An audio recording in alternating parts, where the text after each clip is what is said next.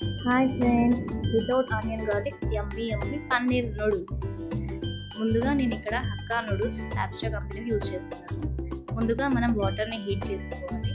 అందులో తగినంత salt, 1 table spoon oil, వాటర్ని బాగా బాయిల్ చేసుకోవాలి.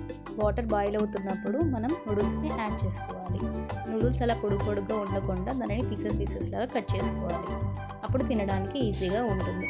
ఇప్పుడు మనం కర్రీ ప్రిపేర్ చేసుకోవడానికి కూరగాయలని కట్ చేసి పెట్టుకోవాలి. నేను ఇక్కడ క్యాబేజ్ పొడుగ్గా కట్ చేసుకున్నాను, క్యారెట్, ఇంకో క్యాబేజ్ని చిన్న పీసెస్లా కట్ చేసుకున్నాను, మరియు క్యాప్సికమ్, బీన్స్ చూపించిన విధంగా పొడుగ్గా కట్ చేసుకోవాలి. ఇప్పుడు నూడిల్స్ ఉడికాక వీటిని స్ట్రైనర్తోని ఒక ప్లేట్లోకి స్ట్రెయిన్ చేసి పెట్టుకోవాలి.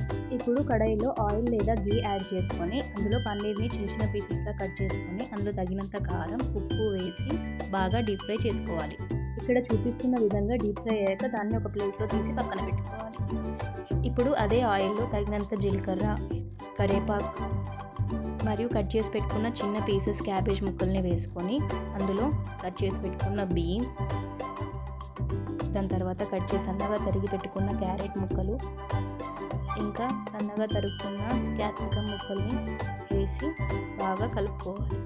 స్టవ్ సిమ్లో పెట్టుకొని కూరగాయలు బాగా మంచిగా ఉడికే వరకు చిన్న మంటలో కలుపుతూ ఉడికించుకోవాలి. దాని తర్వాత 1 టేబుల్ స్పూన్ పసుపు యాడ్ చేస్తున్నాను. దీన్ని బాగా కలుపుకున్నాక అల్లం paste, ginger paste, 1 tablespoon ginger paste add చేసి బాగా మిక్స్ చేసుకోవాలి. ఈ కూరగాయలను సిమ్లో ఉడికించుకోవాలి. ఇప్పుడు నేను ఇక్కడ పొటాటో పీసెస్ని చిన్న స్లైసెస్లా కట్ చేసుకొని యాడ్ చేసుకుంటున్నాను. ముందుగా పొటాటో వేస్తే ఉడకదని లాస్ట్లో వేస్తున్నాను. దాని తర్వాత కట్ చేసి పెట్టుకున్న సన్నగా తరిగి పెట్టిన క్యాబేజ్ ముక్కని యాడ్ చేస్తున్నాను. వీటన్నిటిని సిమ్లో వేసి బాగా డీప్ ఫ్రై అయ్యేలా చేసుకోవాలి. దాని తర్వాత 1 table spoon soya sauce add చేసుకోవాలి. ఇప్పుడు ఇక్కడ తగినంత కర్రీకి కారం మరియు tomato ketchup, 1 table spoon tomato ketchup add చేస్తున్నాను టేస్ట్ కోసం. ఇందులో తగినంత ఉప్పు వేసి బాగా కలుపుకొని కర్రీని బాగా ప్రిపేర్ చేసుకోవాలి. ఇప్పుడు కట్ చేసి పెట్టుకున్న పన్నీర్ పీసెస్, ధనియా పౌడర్, గరం మసాలా ఇవన్నీ చిటికెడు యాడ్ చేసుకొని బాగా కలుపుకొని ఆ పన్నీర్కి ఆ గ్రేవీ అంతా పట్టే వరకు డీప్గా ఫ్రై చేసుకోవాలి. ఇప్పుడు మనం స్ట్రెయిన్ చేసి పెట్టుకున్న నూడిల్స్ని ఇందులో యాడ్ చేసుకొని బాగా కలుపుకొని ఒక 5 మినిట్స్ పాటు సిమ్లో పెట్టి కలుపుతూ ఉంటే పన్నీర్ నూడిల్స్ రెడీ అవుతుంది. పిల్లలు బాగా ఎంజాయ్ చేస్తూ తింటారు. Thank you.